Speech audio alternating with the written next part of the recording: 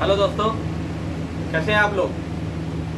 तो हम लोगों ने लास्ट लेक्चर में एसआरए में अपने क्या देखा था। हम लोगों ने सेक्शन 17, 18 और 19 देखे थे। ठीक है, आज हम लोग देखने जा रहे हैं substituted performance of contract. Last video में समझ में तो आ गया होगा ना। 19 में मुझे ध्यान है वो लास्ट के 2 सब क्लाउज छूट गए थे, वो वही सेम थे जो 15 के लास्ट में दिए हुए थे। ठीक है, इसलिए मैंने नहीं ध्यान दिया उन पर, आप देख लीजिएगा। कुछ है नहीं, वही दो। अगर एक छोटी कंपनी बड़ी कंपनी में मर्ज होती है तो वो बड़ी कंपनी केस कर सकती है। अगर दो छोटी कंपनियां आपस में मर्ज होती हैं और वो एक बड़ी कंपनी बनती है तो वो अलग चीज़ है, तो वो बड़ी कंपनी केस कर लेगी। ठीक है, वही था, आसानी था, कुछ था नहीं था। चलिए, तो आज हम लोग पढ़ने जा रहे हैं सब्स्टिट्यूटेड परफॉर्मेंस ऑफ कॉन्ट्रैक्ट। जैसा कि आप लोग जानते होंगे, सब्स्टिट्यूटेड परफॉर्मेंस ऑफ कॉन्ट्रैक्ट, देखिए ये बहुत इंपॉर्टेंट पार्ट है इस समय, क्योंकि ये 2018 में ऐड हुआ था ना। ये 2018 में ऐड हुआ। आप लोग कमेंट करके बताइए एसआरए का एसआरए अमेंडमेंट एक्ट 2018 कब इन्फोर्स में आया था। ठीक है, कमेंट करके सब लोग बताइएगा। तो सब्स्टिट्यूटेड परफॉर्मेंस ऑफ कॉन्ट्रैक्ट और इंफ्रास्ट्रक्चर प्रोजेक्ट, दो चीजें इसमें दी हुई हैं। Substituted performance of contract section 20 में दिया हुआ है, इंफ्रास्ट्रक्चर प्रोजेक्ट 20A से C तक दिया हुआ है, 20C तक।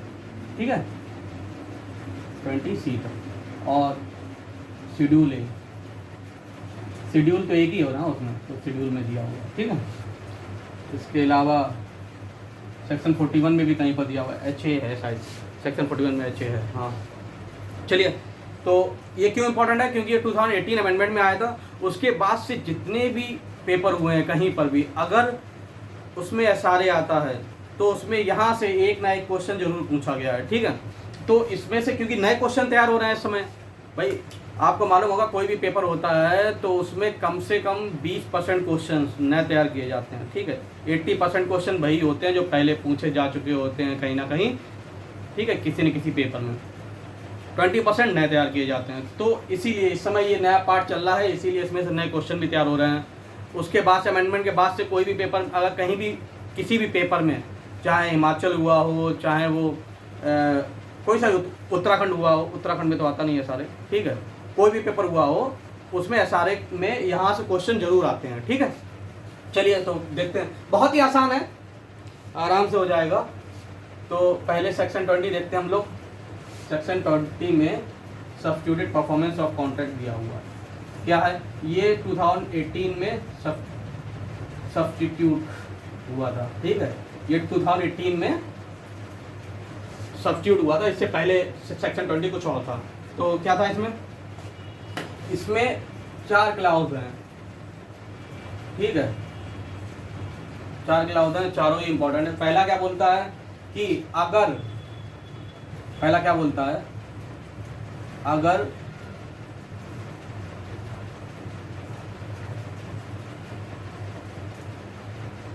ब्रीच ऑफ कॉन्ट्रैक्ट हो रहा है, breach of contract due to non performance,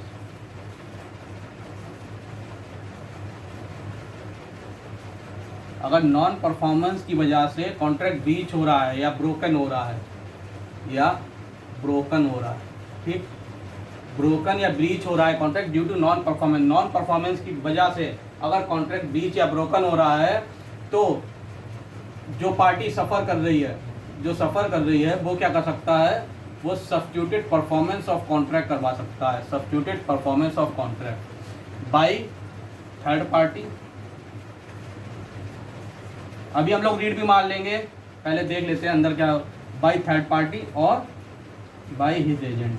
ठीक, ये बात दी हुई है, आसानी समझ में आ गया होगा। सेक्शन 20 का क्लाउज 1 ये बोलता है, सेक्शन 20 का क्लाउज 1 ये बोलता है, अगर कोई भी कॉन्ट्रैक्ट ब्रोकन हो रहा है या ब्रीच हो रहा है due to non performance of contract, अगर कोई एक पार्टी परफॉर्म नहीं कर रही है तो जो पार्टी सफ़र कर रही है वो substituted performance of contract, substituted performance of contract के लिए बाय थर्ड पार्टी से करवा सकती है या अपने एजेंट से। ठीक, सब्स्टिट्यूटेड परफॉर्मेंस क्या होता है, मैंने ए ने बी के साथ कॉन्ट्रैक्ट किया था कि तुम भाई मेरा ये दीवार पेंट कर दो। ठीक, कॉन्ट्रैक्ट होने के बाद अब वो आ ही नहीं रहा, परफॉर्म ही नहीं कर रहा। ठीक है, तो हमने क्या किया, अब हमने कहा उससे बाद में निपटेंगे, पहले किसी थर्ड पार्टी से, किसी और से इस दीवार को पेंट कराते हैं, ठीक। उसको बोलते हैं substituted performance of contract. Clause 1। Clause 2 क्या कहता है? क्लॉज 2 ये कहता है कि सब्स्टिट्यूटेड परफॉर्मेंस ऑफ कॉन्ट्रैक्ट करने से पहले, ठीक है, 30 डेज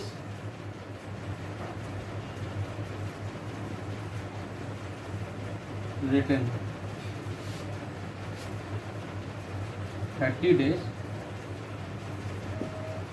प्रायर रिटन नोटिस। इसको परफॉर्म करने से पहले क्या होगा? कम से कम हमें 30 दिन का उसे प्रायर नोटिस देना पड़ेगा, ठीक है। सब समझ ही गए होंगे नोटिस क्या होता है, कि भाई मैं तुमसे बोल रहा हूँ कि तुम परफॉर्म करने आ रहे हो कि नहीं आ रहे हो, 30 दिन के अगर नहीं आ रहे हो तो फिर मैं किसी और से काम कराऊं, और फिर तुमसे मैं जो कॉस्ट उस काम को किसी और से काम कराने में भाई वो ज़्यादा रुपए ले ले, ठीक है। तो जो कॉस्ट, जो अलग से खर्चा आएगा वो मैं तुमसे लूँगा, ठीक है। इसलिए 30 डेज प्रायर नोटिस, अगर 30 डेज रिटन नोटिस देने के बावजूद ही वो नहीं आ रहा है, फिर तुम 1 को कर सकते हो। मतलब 1 को करने से पहले आपको सब्स्टिट्यूटेड परफॉर्मेंस ऑफ कॉन्ट्रैक्ट करने से पहले आपको 30 दिन का प्रायर नोटिस देना पड़ेगा। 30 डेज इंपॉर्टेंट हो जाएगी, कहीं पे भी पूछ सकते हैं, प्री में पूछेंगे कितने दिन का प्रायर नोटिस जरूरी है, प्रायर नोटिस कितने दिन का जरूरी है, तो आपको टिक मार के आना है 30 डेज। वो कुछ भी देंगे, 90 डेज देंगे, 30 देंगे, 60 देंगे, तो आपको 30 डेज टिक मार के आना है, ठीक। अब क्या है तीसरा? क्या है तीसरा? ये है कि अगर आपने सब्स्टिट्यूटेड परफॉर्मेंस ऑफ कॉन्ट्रैक्ट किया है, सब्स्टिट्यूटेड परफॉर्मेंस ऑफ कॉन्ट्रैक्ट अगर आपने कर लिया है, तो क्या होगा? तो उसके बाद आप स्पेसिफिक परफॉर्मेंस ऑफ कॉन्ट्रैक्ट के लिए केस नहीं कर सकते। स्पेसिफिक परफॉर्मेंस ऑफ कॉन्ट्रैक्ट के लिए केस नहीं कर सकते। आज हिंदी में भी लिख दिया, ठीक है। हाँ, कैसे भी बस तुम्हें सबसेक्शंस और सेक्शंस याद होने चाहिए, ठीक है। अपनी लैंग्वेज में याद कर लो, बहुत अच्छी बात है, ज़्यादा समय तक याद रहेंगे और पेपर में लिखने में भी आसानी रहेगी, ठीक है। मेंस देते समय बहुत सारी चीज़ें होती हैं भाई, वो चीज़ तो बहुत, वो एक्सेप्शनली लोग होते हैं जो बिल्कुल एज इट इज़ याद करके रखते हैं, ठीक है। अपना तो भाई यही फंडा है कि अपनी भाषा में याद कर लो उसे। चौथा क्या कहता है? चौथा ये कहता है कि क्या होगा? Not affect right to claim compensation. Right to claim compensation मतलब अगर सब्स्टिट्यूटेड परफॉर्मेंस ऑफ कॉन्ट्रैक्ट भी अगर आप करवा रहे हो, ठीक है, सब्स्टिट्यूटेड परफॉर्मेंस ऑफ कॉन्ट्रैक्ट करा रहे हो, तो उससे उसका मतलब ये नहीं है कि आपका राइट टू क्लेम कंपनसेशन जो है वो अफेक्ट होगा, वो आपका बरकरार रहेगा फिर भी, ठीक है। चलिए एक बार रीड मारते हैं, देखते हैं क्या दिया हुआ है। सेक्शन 20 कहाँ दिया हुआ है? चलिए, सब्स्टिट्यूटेड परफॉर्मेंस ऑफ कॉन्ट्रैक्ट 1 क्या कहता है? Without prejudice to the generality of the provision contain in Indian contract act. मतलब इंडियन कॉन्ट्रैक्ट एक्ट में जो दिया हुआ है वो वहीं पर रहेगा, ठीक है, उसको हम नहीं डिस्टर्ब करेंगे। And except as otherwise agreed upon by the parties, और जैसा पार्टीज ने अपने कॉन्ट्रैक्ट में पहले से ही मेंशन कर रखा हो उसको ध्यान में रखते हुए। आईसीए और जो पार्टीज ने पहले से अपने कॉन्ट्रैक्ट में लिख रखा, उन दोनों चीज़ों को ध्यान में रखते हुए, where the contract is broken due to non performance of promise by any party. इस पे लाइन कर लीजिए, where the contract is broken due to non performance of promise by any party, the party who suffered by such breach shall have the option of substituted performance through a third party और by his own agency and recover the expenses and other costs actually incurred, spent or suffered by him from the party committing such breach। ठीक, obviously अगर उसने किसी third party से, या agent नहीं, इसमें agency इस्तेमाल हुआ है, कोई बात नहीं, क्या है, क्या फर्क पड़ता है, एजेंसी हो चाहे एजेंट हो, अगर ब्रोकन, अगर कोई भी पार्ट, अगर contract is broken due to non performance of any party, ठीक। तो क्या होगा, जो पार्टी सफर कर रही है वो सब्स्टिट्यूटेड परफॉर्मेंस ऑफ कॉन्ट्रैक्ट कर सकती है बाय थर्ड पार्टी और बाय हिज एजेंट। अब जो थर्ड पार्टी और जो बाय हिज एजेंट जब वो करेगा तो वो क्या करेगा, कॉस्ट उस पार्टी से लेगा जिसने प्रॉमिस ब्रीच किया है, ठीक है।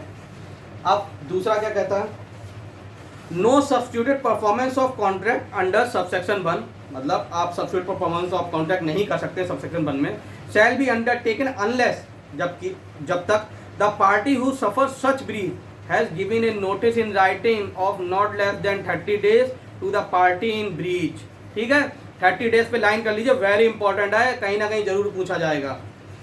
Calling upon him to perform the contract within such time as specified in the notice and on his refusal or failure to do so he may get the same performed by a third party or by his own agency। जैसे ही 30 दिन lapse हो जाएंगे, 30 दिन का notice दिया आपने, कम से कम 30 दिन का, उसके बाद जैसे ही जो आपने टाइम दिया है वो लैप्स हो जाता है, उसके बाद ही आप non substituted performance of contract कर लीजिए किसी थर्ड पार्टी से, और जो कॉस्ट जो अलग से खर्चा आएगा वो आप उसी से लीजिएगा जिसने कॉन्ट्रैक्ट ब्रीच किया है।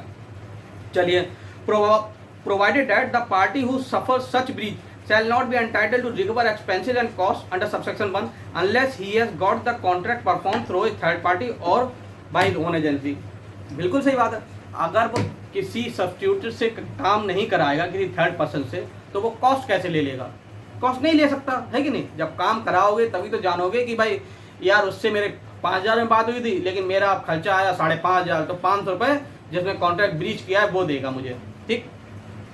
चलिए, 30 डेज हो गया दूसरा।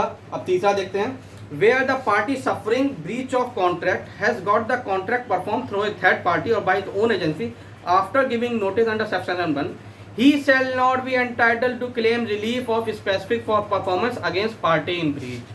क्या बोलता है, अगर वो सब्स्टिट्यूटेड परफॉर्मेंस ऑफ कॉन्ट्रैक्ट करता है, अगर वो सब्स्टिट्यूटेड परफॉर्मेंस ऑफ कॉन्ट्रैक्ट करता है तो स्पेसिफिक परफॉर्मेंस ऑफ कॉन्ट्रैक्ट के लिए केस नहीं कर सकता। क्यों करेगा भाई, जब वो किसी और से थर्ड पार्टी से करा लिया है तो फिर वो उससे क्यों कहेगा आप तुम भी ये काम करो, नहीं कह सकता ना।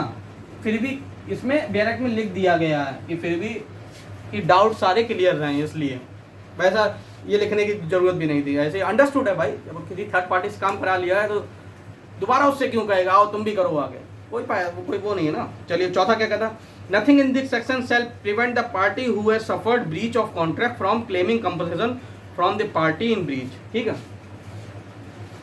Not affect right to claim compensation, वही बात है।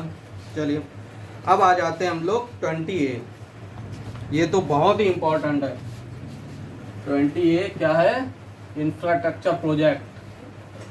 एक्चुअली में क्या होता था ना, बड़े बड़े जो प्रोजेक्ट आते थे ना कि हाईवे बनना है, यहाँ से ये जाना है वो जाना है, तो ये लोग केसेस कर देते थे, तो उसमें बड़ी दिक्कत आती थी, ठीक है। बड़े बड़े प्रोजेक्ट हैं, उनमें इतना सारा काम होना है, समझे कि नहीं। अब उसमें ऐसे बार बार केस हो जाएंगे तो ऐसे फिर कभी नहीं ये कंप्लीट हो पाएंगे, ठीक है। तो इसलिए क्या किया इन्होंने SRA में 20A इंफ्रास्ट्रक्चर प्रोजेक्ट की बात चल रही है, अब ये तो हो गया, ठीक है। तो इन्होंने 20A, 20B और 20C, ठीक है, ये तीनों जोड़ दिए, किसमें ऐड हुए हैं, ये पहले से नहीं थे 2018 में, ठीक।